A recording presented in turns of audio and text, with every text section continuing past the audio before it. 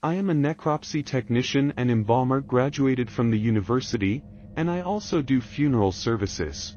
On some occasion we were asked to do a service for a person who was dedicated to Santeria. From the beginning it was difficult, his fellow religious of the deceased person. They wanted everything to be done according to their customs, but the relatives of the deceased wanted it to be done according to traditional customs. In short, those who obviously paid were the relatives, and for obvious reasons the whole ritual was done funeral as we normally know it. I embalmed it, it was buried. The rosaries followed the 9-day ritual, everything normal until about 2 weeks later. At that time I lived with my wife, and my son who would be about 4 years old. In the 9 days after that event, I began to notice my son very strange. He loves me very much but he hid from me. When he arrived he didn't want to say hello. He locked himself up to play. Only my wife and I gave each other credit what was happening. We let a few days go by but the child had a hard time sleeping.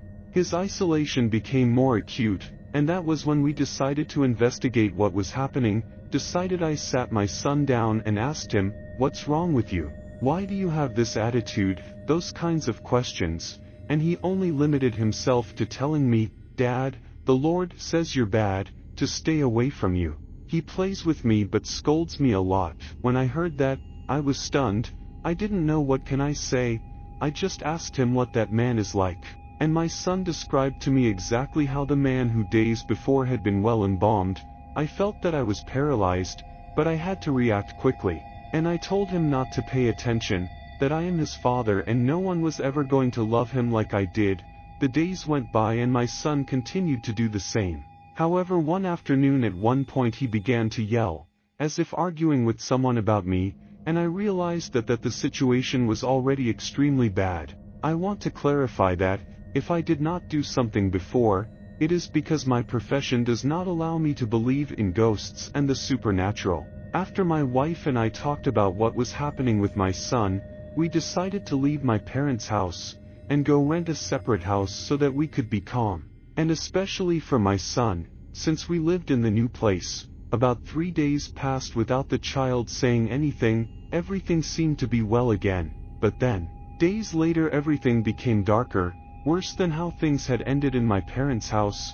Now my son was also suffering from physical attacks. One morning when I was getting ready to dress my son, I realized that on his skin, there were scratches and bruises made during the night. We were very alarmed. But at that moment I had to go to work, and when I returned home after work, my wife told me that my son had been very violent. As it was already late when I arrived, we went to bed, and we put the child's bed next to ours. Restless we fell asleep, until, suddenly, at dawn, synchronized, we woke up at the same time, my wife and I, with the moonlight that illuminated from the window. We noticed the body of a very corpulent person lying next to my son.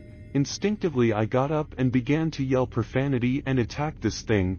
We saw how the shadow, a silhouette, this began to rise slowly, and I repeat, it was very large with a height that reached almost to the ceiling.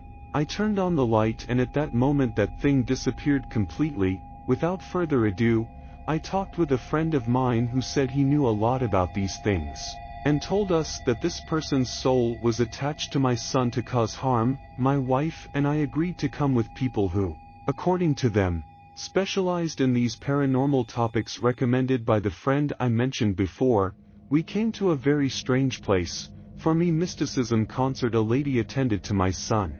What she told us was, the soul that haunted him belonged to the person who embalmed me. The traditional ritual that they performed on him had been against his religious principles, since it had stuck to my son, because since I was the person who carried out everything, from embalming him, putting him in the coffin, even the paperwork, that the spirit of this person got angry. I don't know, I couldn't say what the lady did to remove it. Everything is cloudy in my memory. From that moment and since then we have not heard from this ghost or soul of this spirit.